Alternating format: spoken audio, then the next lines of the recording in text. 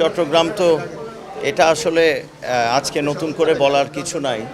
আমি সংসদেও বলেছি এবং সেটার জন্যই মাননীয় প্রধানমন্ত্রী চট্টগ্রামের জন্যই তার যে নির্দেশনা সেদিন ছিল সে নির্দেশনায় কিন্তু পুরো সমন্বয় হয়ে গেছে। কিন্তু দুর্ভাগ্যজনকভাবে এত বেশি বৃষ্টি পড়েছে, সাথে আমাদেরও জনসচেতনতায় কিছুটা আমাদের কাজের ঘাটতি আছে আমার মতো মানুষদের, যে আমরা যে ব্লক হয়ে যায় বিভিন্ন নালা নর্দমা খাল, আমরা যত্রতত্র এগুলোর একটা দিক আছে যেটা আমাদের কাজ, আমরা আরও এটা বাড়াবো। কিন্তু এই বর্ষণের পরে যে আমাদের এই পাহাড় একটু ধস অনেক জায়গায় হওয়ার সম্ভাবনা তৈরি হয়, দেয়ালটা ধসে আমাদের এই মাছ ব্যবসায়ী, মূলত তার স্ত্রী একটা গার্মেন্টসে চাকরি করে আমার আসন এবং রহমান নগরে, আপনারা জানেন সকলে, সে চলে গেল। এই ব্যাপারগুলোকে থামানোর জন্য আসলে আমাদের আরও অনেকগুলো কাজ, এই যে দেয়ালটা এবং এই যে পাহাড়টা, এগুলো দেখতে হবে আমাদের ভবিষ্যতে সচেতনতা। আমি সেজন্য একটা পোস্টও কিছুক্ষণ আগে আমি করেছি এবং আজকে আমি আমার মানুষগুলোর সাথে থাকার জন্য আমি সংসদে যোগ দিতে পারি নাই। আজকে আমার সংসদে চলে যাওয়ার কথা। দুপুরবেলায় আমি দেখলাম আমার এখানে এলাকায় মানুষেরা আর্তনাদ করছে, কষ্ট হচ্ছে।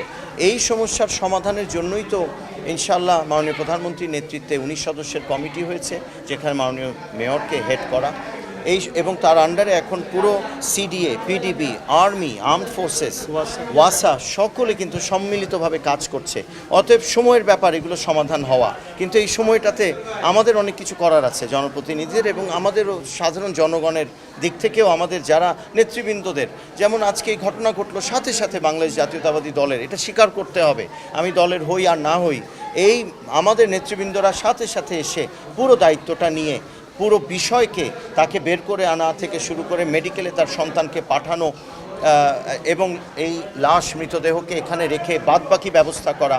আমাদের মেয়রও এসছেন আমার সাথে, আমি এই আসনের সাংসদ। অতএব আমাদের উদ্যোগ আছে, আমাদের চেষ্টা আছে, এখন সমাধানের জন্য আমাদের সম্মিলিত প্রচেষ্টা এবং সময়, এর মধ্যে আমাদের কিছু করতে হবে।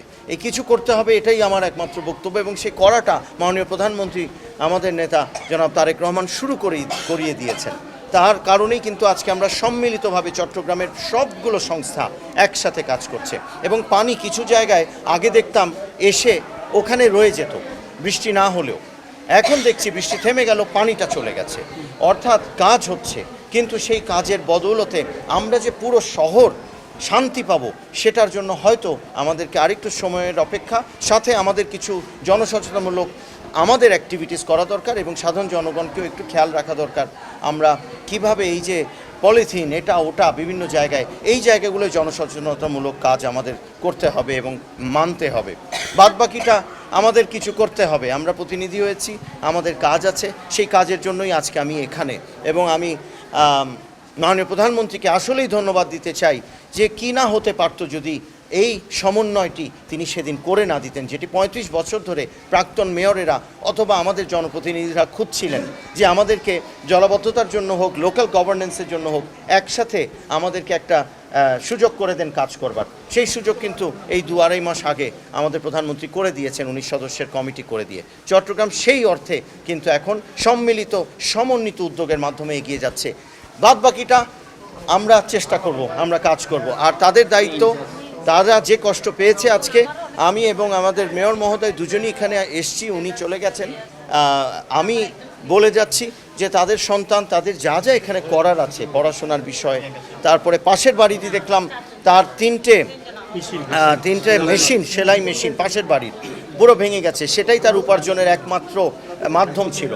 তো সেই সেলাই মেশিনের জন্য আমি উদ্যোগ নিব, তার নাহলে ওই ঘর আর চলবে না। ভদ্রমহিলা আমাকে বেরোতে বলে, তাদেরকে বাচ্চা, বড় বাচ্চা একটু, সে মেডিকেলে আছে, আমাদের মানুষ আছে সেখানে, এবং স্ত্রী তো এখন মানসিকভাবে বিপর্যস্ত, তার ওয়াইফ।